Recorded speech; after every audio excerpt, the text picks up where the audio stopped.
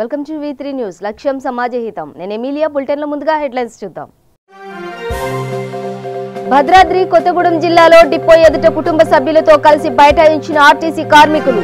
బస్సులు బయటకు రాకుండా అడ్డగింపు. గత ఎన్నికల్లో పవన్ కళ్యాణ్ కి ఉన్న చీకటి ఒప్పందంతోనే ప్రజలు జనసేనను తిరస్కరించారు. చంద్రబాబు వయసు మీరిపోవడంతో పవన్ కళ్యాణ్ ను అడ్డం పెట్టుకుని రాజకీయాలు చేస్తున్నాడన్న మంత్రి అవంతి. శ్రీకాకుళం జిల్లా పున్నానపాలెంలో విద్యుత్ షార్ట్ సర్క్యూట్ తో అగ్ని ప్రమాదం. 5 లక్షలు ఆస్తి నష్టం, ప్రాణ నష్టం జరగకపోవడంతో ఊపిరి పీల్చుకున్న స్థానికులు. డీటెయిల్స్ చూస్తే ఆదిలాబాద్ జిల్లా కేంద్రంలో బస్ డిపో ఎదుట ఆర్టీసీ కార్మికులు చేపట్టిన నిరవధిక సమ్మెకు మద్దతుగా అన్ని రాజకీయ పార్టీలు సంఘీభావం ప్రకటించాయి. బీజేపీ జిల్లా అధ్యక్షుడు శంకర్, టీడీపీ జిల్లా అధ్యక్షుడు రాజారెడ్డి, కాంగ్రెస్ పార్టీ తరపున ప్రమోద్ గంగన్న, రాజేశ్వర్ మరియు వామపక్ష పార్టీలు సిపిఐ, సిపిఎం, న్యూ డెమోక్రటిక్ పార్టీలు కార్మికులకు సంఘీభావం ప్రకటించాయి.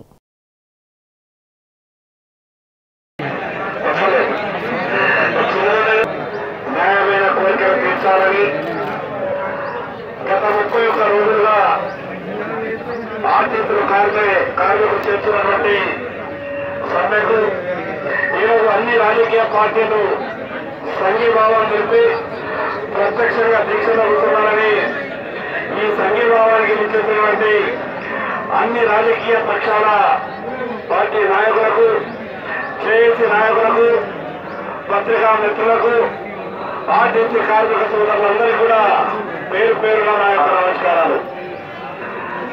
నిజంగా ఈ రాష్ట్రంలో ఈరోజు జరుగుతున్నటువంటి పరిస్థితులు చూస్తే ఈ రాష్ట్ర ముఖ్యమంత్రి మత్తులో ఉండి ఈ రాష్ట్రాన్ని పరిపాలిస్తున్నాడు అని అనుమానం వస్తా ఉన్నది. ఈ రాష్ట్రంలో జరుగుతున్నటువంటి తెలంగాణ ఉద్యమం తర్వాత 31 రోజులు ఆర్టీసీని ఆదుకోవాలని శాంతియుత వాతావరణంలో ఈ రకమైనటువంటి నిరసన తెలియజేసిన ఈ రాష్ట్ర ప్రభుత్వం కనీసం కార్మికుల వైపు కన్నెత్తి కూడా చూస్తలేదు. ఒక పక్క హైకోర్టు చీవాట్లు పెట్టింది. హైకోర్టును కూడా తప్పుదో పట్టించే విధంగా మంత్రికి ఒక రకంగా, ఎండీకి ఇంకో రకంగా, కోర్టుకు మరో రకంగా, పత్రికా మిత్రులకు ఇంకో రకంగా వేరు వేరు నివేదికలు ఇచ్చి అందరినీ కూడా మోసం చేయాలని ప్రయత్నం చేస్తున్న విషయాన్ని ఇప్పటికీ హైకోర్టు గమనించి ఏంటి సంగతి అనే విధంగా వార్నింగ్ ఇచ్చిన విషయం మనందరికీ తెలుసు. ఈ సందర్భంగా కార్మిక సోదరులందరికీ విజ్ఞప్తి చేస్తున్నా, మీరెవరు కూడా అధైర్యపడద్దు.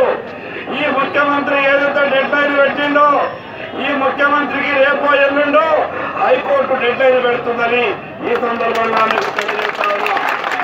ఇప్పటికే కేంద్ర ప్రభుత్వం అన్ని విధాలుగా ఇక్కడ జరుగుతున్నటువంటి విషయాన్ని గమనిస్తా ఉన్నది. నిన్న ప్రత్యేకంగా కేంద్ర ప్రభుత్వంలో ఒక కీలక శాఖకు సంబంధించినటువంటి కార్యదర్శి కూడా గవర్నర్ నుండి ఒక రిపోర్ట్ తెప్పించుకోవడం జరిగింది. ఆ విషయాలు నేను మళ్ళీ మీతో మాట్లాడతా కానీ ఎవరు కూడా మీరు అధైర్యపడద్దు. మనలో ఉన్నటువంటి యూనిటీ ఏదైతే ఉన్నదో దీన్ని ఇలాగే ఉంచే ప్రయత్నం చేయండి. ఈ ముఖ్యమంత్రి మాటలు నిన్న మీరు గమనించదో లేదో, మొన్న పత్రికాముఖంగా మాట్లాడినప్పుడు ఈ కేబినెట్ నిర్ణయం తీసుకోలేదు, ఒక కేసీఆర్ నిర్ణయం తీసుకున్నదని మంత్రుల్లో మాట్లాడే పరిస్థితి వచ్చినప్పుడు ముఖ్యమంత్రి మాట్లాడిండు. నేను ఒక్కొన్ని తీసుకోలేదు, మేము మంత్రులు అంతా కూడా కలిసి నిర్ణయం తీసుకున్నామని నిన్న ముఖ్యమంత్రి మాటలలోనే స్పష్టంగా అర్థమవుతా ఉన్నది. ఏది ఏమైనా మీరు ఎవరు అధైర్యపడకండి. కార్మికులకు తల వద్దాల్సిందే. ఈ ప్రభుత్వం ఇంకా ఎన్నో రోజులు కొనసాగలేదు. ఒక పక్క అవినీతిలో పూర్తిగా కూరుకుపోయింది, ఇంకో పక్క అడ్మినిస్ట్రేషన్ టోటల్ గా కొలాప్స్ అయింది. ఈ రకంగా వందల వేలాది కోట్ల రూపాయలు ఆంధ్ర కాంట్రాక్టర్లకు దోచిపెడుతున్నటువంటి కేసీఆర్ తెలంగాణ కార్మికులని ఇప్పటికే ఎందరో మంది ప్రాణాలు తీసుకున్నారు. మరి ఈ రకంగా నువ్వు ఇంకెంతమంది ప్రాణాలు తీసుకోదలుచుకున్నావు? ఇక ఎక్కువ రోజులు నీ కుర్చీ మీద కూర్చునే అవకాశాలు కనిపించలేదు. ఇంకొక 2 రోజుల లోపల హైకోర్టు చెప్పకముందే, కేంద్ర ప్రభుత్వం నిర్ణయం తీసుకోకముందే ఆర్టీసీ కార్మికుల కోరికలు తీర్చాలి. అదేవిధంగా మేమందరం కూడా రాజకీయాలు పక్కన పెట్టి మీ కుటుంబాలను ఆదుకునే విధంగా 100% 100% మేమంతా కూడా మేము వెంట ఉంటాం. ఎవరు కూడా ఆధారపడద్దు. మీకేమైనా ఇబ్బందులు ఉంటే మేము వ్యక్తిగత సిద్ధంగా ఉన్నామని ఈ సందర్భంగా తెలియజేస్తా ఉన్నాను. ఈ రకంగానే మనలో ఉన్నటువంటి యూనిటీని కొనసాగించాలి. రాజకీయ పార్టీలన్నీ కూడా, వివిధ సంఘాలన్నీ కూడా బాహటంగా ఈరోజు మద్దతు ప్రకటిస్తున్నారు. పదే పదే పక్క రాష్ట్రాల్లో ఉన్నటువంటి ఈ రాష్ట్ర ముఖ్యమంత్రి ఆంధ్రాలో కలిపిన విషయాన్ని మర్చిపోయి ఏదేదో మాట్లాడే ప్రయత్నం చేస్తున్నారు. ఇంకొక విషయం చెప్పదలుచుకున్నా, ఈ ఆర్టీసీకి నిన్న సాయంత్రం ఢిల్లీలో ఉన్నటువంటి ఒక అధికారి మాట్లాడిండు. ఆర్టీసీలో జరిగేటటువంటి నిర్ణయంలో కేంద్ర ప్రభుత్వం కూడా రేపు కీలక పాత్ర వహించే అవకాశం ఉన్నది. రేపో ఎల్లుండో కేంద్ర ప్రభుత్వం నుంచి కూడా ఒక సెక్రటరీ హైదరాబాద్ వస్తా ఉన్నాడు. మీ జేఏసీ నాయకులతో ప్రత్యేకంగా మాట్లాడి కేంద్ర ప్రభుత్వం కూడా డైరెక్ట్ ఇన్వాల్వ్ కావాలని ప్రయత్నం చేస్తుంది. కాబట్టి మీరేం కూడా ఆధారపడద్దని మరొకసారి తెలియజేసుకుంటున్నాను. భారత్ మాతాకి.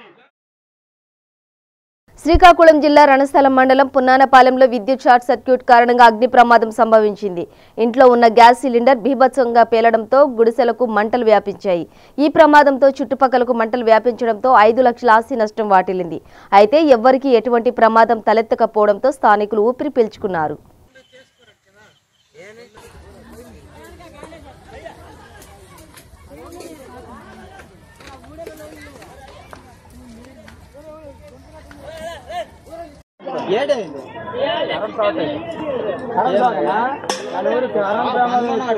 ఫోన్ చేస్తారా?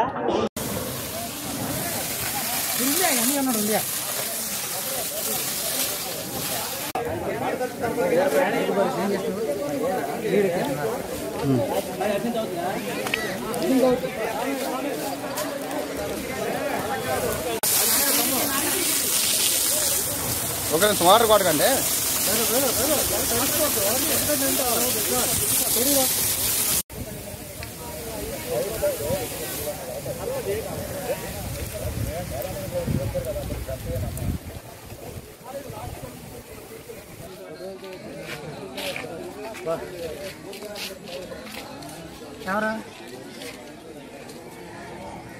ఎవరు ఒప్పుకోరంటారా?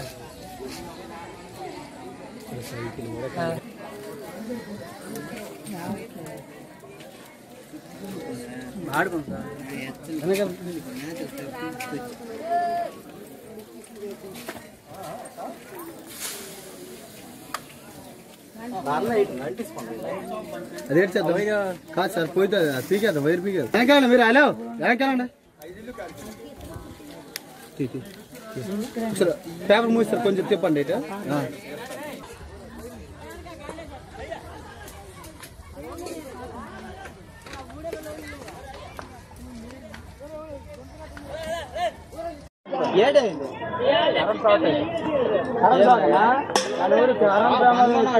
ఫోన్ చేస్తారా?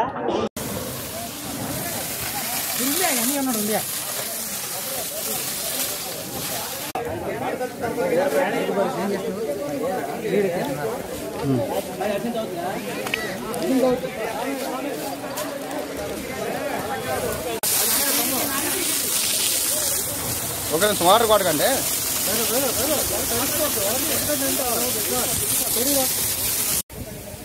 భద్రాద్రి కొత్తగూడెం జిల్లాలో ఆర్టీసీ సమ్మెలో భాగంగా కార్మికులు తమ కుటుంబ సభ్యులతో కలిసి బస్ డిపో ఎదుట బైఠాయించి బస్సులను బయటకు రానియకుండా అడ్డుకున్నారు.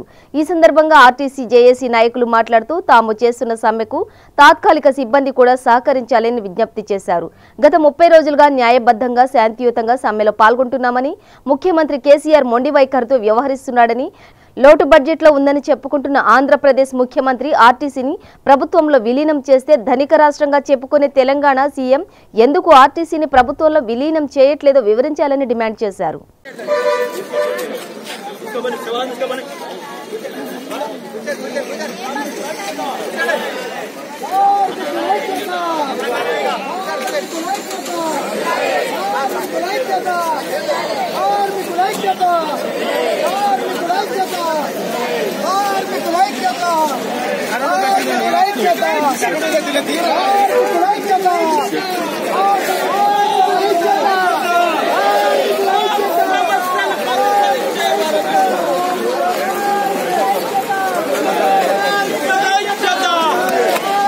మా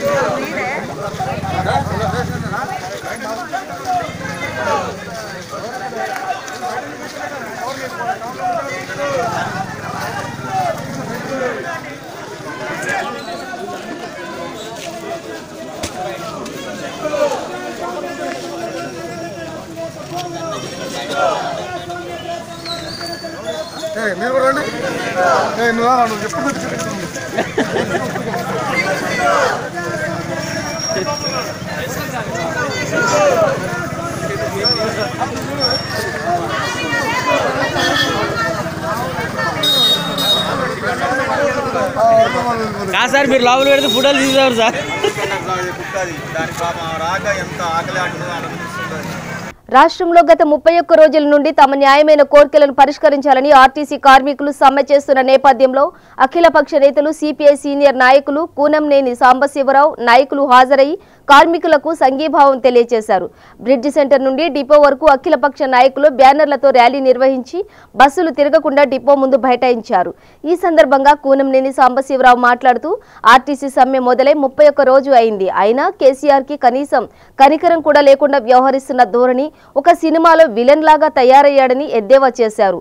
ఏ కార్మికుల ఉద్యమాల ద్వారా ముఖ్యమంత్రి అయ్యారో అవన్నీ మర్చిపోయి ఆ ఉద్యమాలను అణచివేస్తున్నారన్నారు. కోర్టు ఎన్నిసార్లు మందలించినా చివాట్లు పెట్టినా కూడా ఆయన చర్మం పల్చగాలేదు. ఎవరైనా వేరే వాళ్ళు ఒక్కసారి కోర్టు మందలిస్తే గతంలో నీలం రాజశేఖర్ రెడ్డి, లాల్ బహదూర్ శాస్త్రి లాంటి వాళ్ళు రాజీనామా చేసిన చరిత్ర ఉందన్నారు. కానీ మన కేసీఆర్ కోర్టు నన్ను కొడతదా తిడతదా అనే విధంగా మాట్లాడే వాళ్లను ప్రజలే శిక్షిస్తారన్నారు. ఆర్టీసీ సమ్మె మొదలయ్యి ఈ రోజుకి 31 రోజులైంది.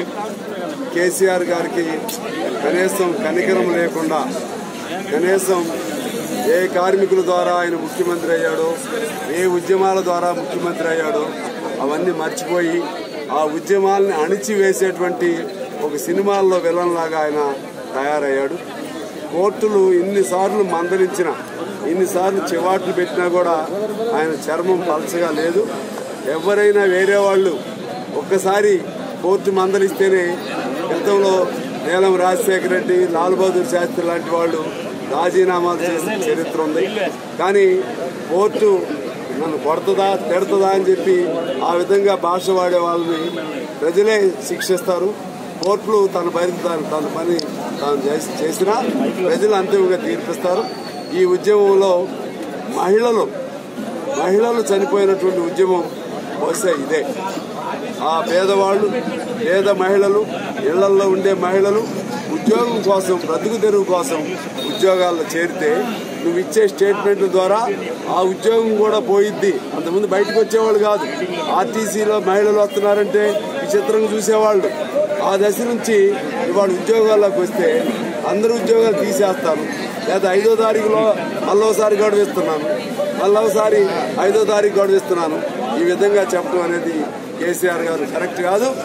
కోర్టు తీర్పుని అంగీకరించి, లేదా కోర్టు సూచనలను అంగీకరించి ఈ సమ్మెను పరిష్కారం చేసి చివరిలో అయినా మంచి పేరు సంపాదించుకో. లేకపోతే నువ్వు అన్న 5,000 ప్రైవేట్ బస్సులు కానీ ఇంకో పద్ధతుల్లో కానీ మేమందరం కూడా సిద్ధంగా ఉన్నాం. మీరు అధికారం లేదని అనుకోకండి. ఒక్క ప్రైవేటు బస్సును కూడా తెలంగాణ రాష్ట్రంలో తిరగనీయము అని చెప్పి ఇవాళ నేను భద్రాచలంలో ఉన్న భద్రాచలం రాముడి పాద సన్నిధి నుంచి కేసీఆర్ మేము హెచ్చరిక చేస్తున్నాం. గత ఎన్నికల్లో పవన్ కళ్యాణ్ కి ఉన్న చీకటి ఒప్పందంతోనే ప్రజలు జనసేనను తిరస్కరించారని మంత్రి అవంతి శ్రీనివాసరావు అన్నారు. చంద్రబాబు వయసు మీరిపోవడంతో పవన్ కళ్యాణ్ ను అడ్డం పెట్టుకుని రాజకీయాలు చేసేందుకు ప్రయత్నిస్తున్నారని అన్నారు. జనసేన అధినేత పవన్ కళ్యాణ్ కి టీడీపీ నేతలైన అయ్యన్న పాత్రుడు, అచ్చెన్నాయుడుతో కలవాల్సిన అవసరం ఏముందని ప్రశ్నించారు. వాళ్లు లేకుండా విశాఖలో పవన్ సభ పెట్టలేరా అని విమర్శించారు. విజయసాయిరెడ్డిని విమర్శించడానికి పవన్ కు ఏం అర్హత ఉందన్నారు. విజయసాయిరెడ్డిలా రాజ్యసభలో ఎవరూ మాట్లాడలేరని, పవన్ సినిమాలో సంపాదించిన సొమ్మును భవన నిర్మాణ కార్మికులకు ఇవ్వాలని సూచించారు. పవన్ లాగా అసభ్యంగా ఎవరూ మాట్లాడరని అవంతి విమర్శించారు. జగన్ పై పెట్టినవి తప్పుడు కేసులని ప్రజలే తీర్పునిచ్చారన్నారు. విపక్షంలో ఉన్నప్పుడు కేసులు పెట్టడం సాధారణమని అవంతి శ్రీనివాస్ అన్నారు.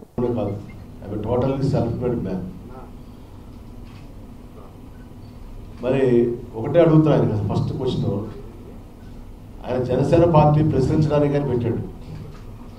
ఎవరిని ప్రశ్నించడానికి పెట్టాడు? ఓన్లీ జగన్మోహన్ గారిని ప్రశ్నించడానికి పెట్టాడా? మీరు పార్టీ పెట్టిన దగ్గర నుంచి జగన్మోహన్ రెడ్డి గారు 5 సంవత్సరాలు అపోజిషన్లో ఉంటే అప్పుడు కూడా జగన్మోహన్ రెడ్డి గారిని ప్రశ్నించారు, జగన్మోహన్ రెడ్డి గారు తిట్టారు. ఇప్పుడు జగన్మోహన్ రెడ్డి గారిని ప్రశ్నిస్తున్నారు, జగన్మోహన్ గారిని తిడుతున్నారు. అంటే నాకు అర్థం కావట్లేదు. అసలు ఈ పార్టీ మీరు తెలుగుదేశం పార్టీ చంద్రబాబు నాయుడు పెట్టమని చెప్పాడా? ఆయన తిట్టే దమ్ములాగా ధైర్యంలాగా మీరు దయచేసి ఇప్పటికైనా కానీ ఆత్మవిమర్శ చేసుకోండి. యువతని పెడదోవ పట్టించే విధంగా, ముఖ్యంగా కాపు యువతని పెడదోవ పట్టించే విధంగా మీ ప్రవర్తన ఉంది. మొన్న మీరు రెచ్చిపోయి 2 చోట్ల పోటీ చేశారు. ఏం జరిగిందంటే కనీసం ఒకసారి వాళ్ళు పరామర్శించారు ఆ కాన్స్టిట్యూన్సీలో. ఇప్పుడు మేము కూడా ఓడిపోయాం. నెక్స్ట్ ఛానల్ మేము గెలవాలా. నార్త్ రాజు గారు ఉన్నాడు, ఆయన రోజు కాన్స్టిట్యూన్సీ తిరుగుతున్నాడు. విజయప్రసాద్ ఉన్నాడు, వంశీ ఉన్నాడు, అందరూ. అంటే ఏంటి నాకు అర్థం కావట్లేదు. గెలిస్తే మీకు ఒప్పుతాం, ఓడిపోతేనేమో నాయకులు ఫెయిల్యూరా. ఫస్ట్ పవన్ కళ్యాణ్ గారు మీ పార్టీని మీరు సరి చేసుకోండి, మీ వైఫల్యాన్ని మీరు సరి చేసుకోండి. చంద్రబాబు నాయుడు గారి ట్రాప్లో చాలామంది పడి చాలా నష్టపోయారు. చంద్రబాబు నాయుడు ట్రాక్ రికార్డు తీసుకోండి. ఆయన ప్రతి ఎలక్షన్కి ఒకళ్ళు వాడుకుంటాడు. ఆయన మన వైఎస్ఆర్ ప్రభాకర్ గారి దగ్గర నుంచి, కారు రవీంద్ర గారి దగ్గర నుంచి, సుజనా చౌదరి గారి దగ్గర నుంచి వాడటం వదిలేయటం ఎలా జూనియర్ ఇండియా దగ్గర నుంచి ఇవాళ మీరు దొరికారు. ఆయన మీరు ఆ చరిత్ర తెలుసుకోకుండా మిమ్మల్ని ప్రజలు మొన్న ఎందుకు తిరస్కరించారో మీరు కానీ అసలు అర్థమైంది. దాని కదా ఎలక్షన్ అయిపోయి 5 నెలలు అయింది. మీరు ఎప్పుడైనా రివ్యూ పెట్టారా మీ నాయకులతో? గాజువాకలో చంద్రపూడి వెంకటరావు అనే వ్యక్తి వాడు పాప కష్టపడి క్యాంపెయిన్ చేసుకుని మీ పార్టీలో చేరి పోటీ చేద్దాం అనుకుంటే మీరు అక్కడికి వచ్చి వాడినేమో అక్కడికి అతనే మన వెంకటరావునేమో విద్యుత్ పంపించారు. ఆ విద్యుత్తో టికెట్ ఇస్తారు, అతనేమో టికెట్ ఇవ్వకుండా ఎగ్గుంటారు. అంటే ఏంటంటే మీ భాగవతాలు ప్రజలకు తెలియదునా? కాదండి. అసలు ఎక్కడన్నా దేశ చరిత్రలో ఉందా ఒక పార్టీ అధ్యక్షుడు 2 చోట్ల పోటీ చేస్తే 2 చోట్ల ఓడిపోతున్నది? అది అయిపోయిన తర్వాత కనీసం మీరు నేల మీదకి వచ్చి జనరల్గా సినిమా నటులంటే మా గౌరవం, చాలా గౌరవం. ఇప్పుడు చిరంజీవి అలాంటి మంచి వ్యక్తులు ఉన్నారు.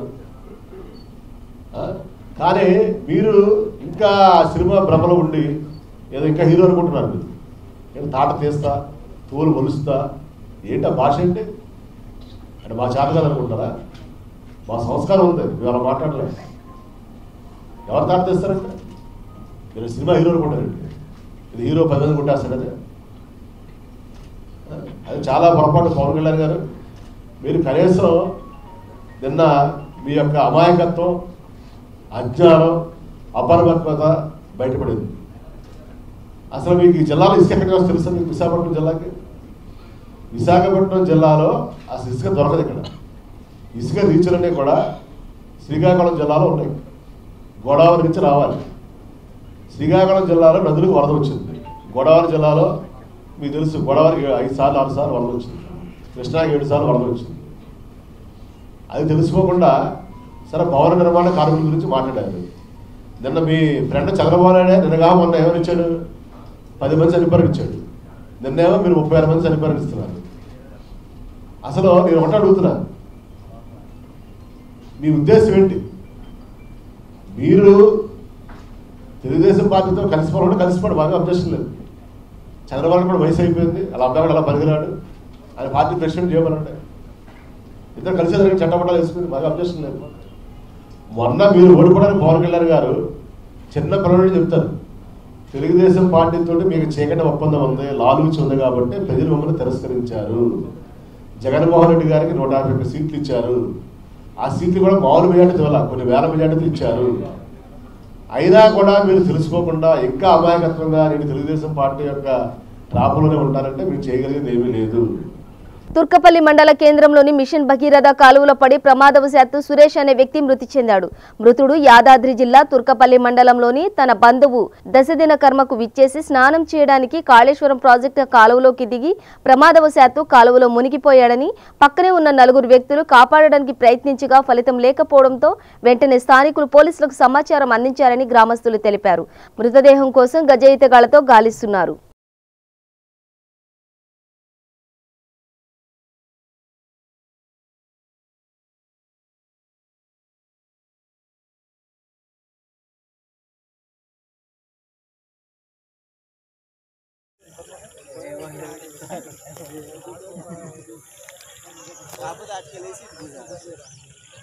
ఆర్టీసీ సమ్మె కారణంగా సమస్యలు పరిష్కారం కానిదే తమ డ్యూటీలకు హాజరు కామని ఇబ్రహీంపట్నం డిపో కార్మికులు ప్రతిజ్ఞ చేశారు. ఆర్టీసీ కార్మికునిగా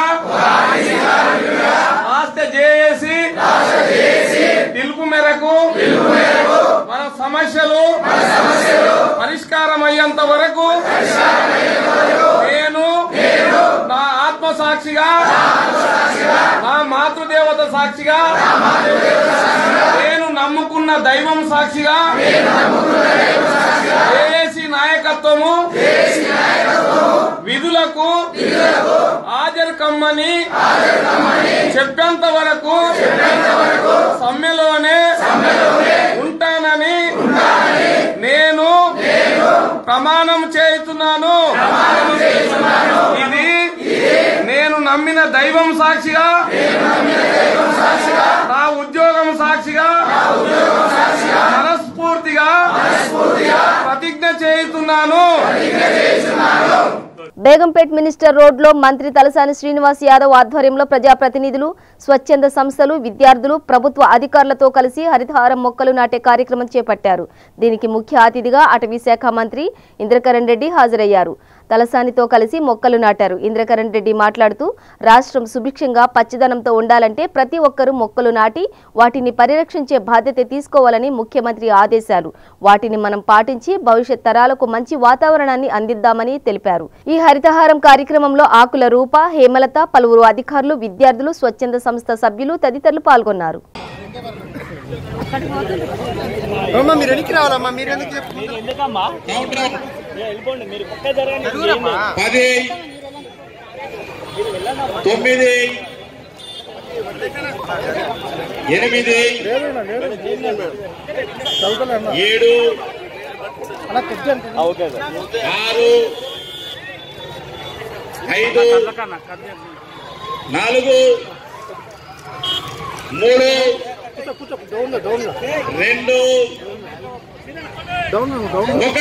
దయచేసి మేము ఈ ప్రాంతంలో ఉన్నటువంటి మొక్కల్ని నాటాల్సిందిగా కోరుతున్నాం. దయచేసి మీ ప్రాంతంలో ఉన్నటువంటి మొక్కల్ని నాటాల్సిందిగా కోరుతున్నాం.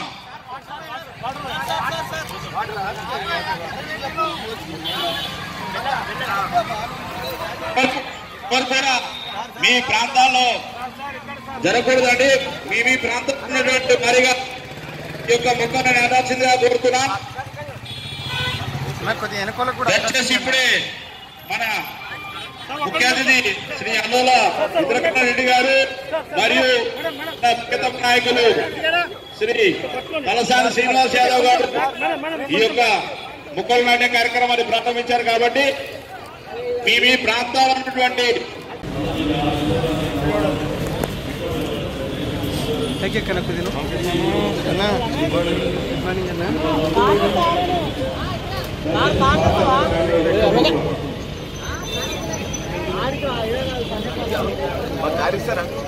ఏ బాబు, ఏ పేపర్ బాబు నువ్వు?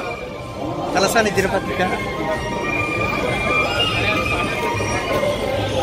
భద్రాద్రి కొత్తగూడెం జిల్లా పాల్వంచ టౌన్ పోలీసులు వాహనాలు తనిఖీ చేస్తుండగా పాల్వంచ పట్టణ పరిధిలోని ప్రియదర్శిని కాలనీకి చెందిన ఉప్పుగండ్ల ప్రసాద్ అనే వ్యక్తి కారులో అక్రమంగా 54 కేజీలు గంజాయి తరలిస్తుండగా పట్టుకున్నారు పాల్వంచ పోలీసులు. పట్టుబడ్డ గంజాయి విలువ సుమారు 8 లక్షలు ఉంటుందని అన్నారు పోలీసులు.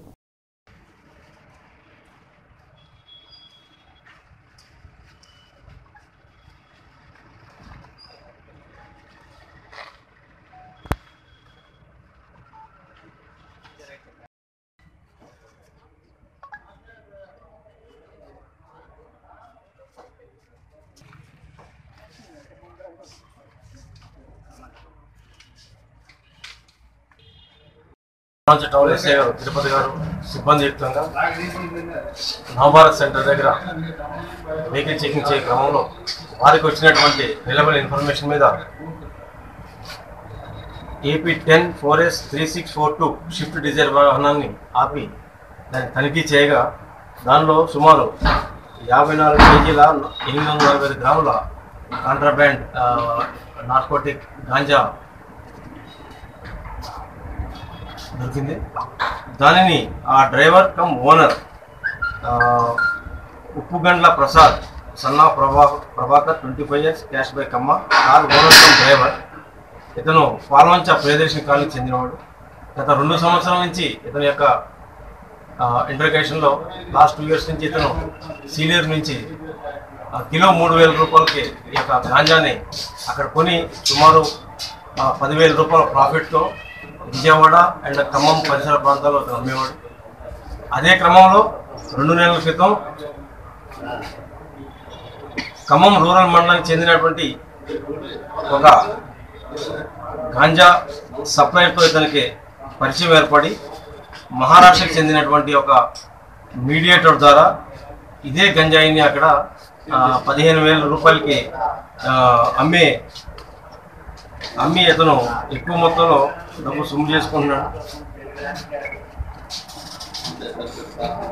ఈరోజు పట్టుబడిన మొత్తం గంజాయి విలువ సుమారు 8,10,10 రూపాయలు ఉంటుంది. దీనిలో ఈ క్రమంలో ఇతను ఎక్కడి నుంచి కొంటున్నాడు, ఆ సప్లైర్ ఎవరు, ఆ మధ్యలో ఉన్న సప్లైర్స్ ఎవరు ఉన్నారు, ఇది ఇక్కడి నుంచి మహారాష్ట్ర కానీ లేదా ఖమ్మం రూరల్ ఏరియా కానీ లేదా విజయవాడ పరిసర ప్రాంతాల్లో ఎవరెవరైతే దీనికి చైన్లో ఉన్నారో వాళ్ళందరినీ కూడా మనం దాని యొక్క ఇన్ఫర్మేషన్ తీసుకున్నాం. ఈరోజు పాల్వంచ పోలీస్ స్టేషన్లో క్రైమ్ రిజిస్టర్ చేసి ఇతన్ని రిమాండ్ చేయడం జరుగుతుంది. బులెటిన్ ముగించే ముందు హెడ్లైన్స్ మరోసారి.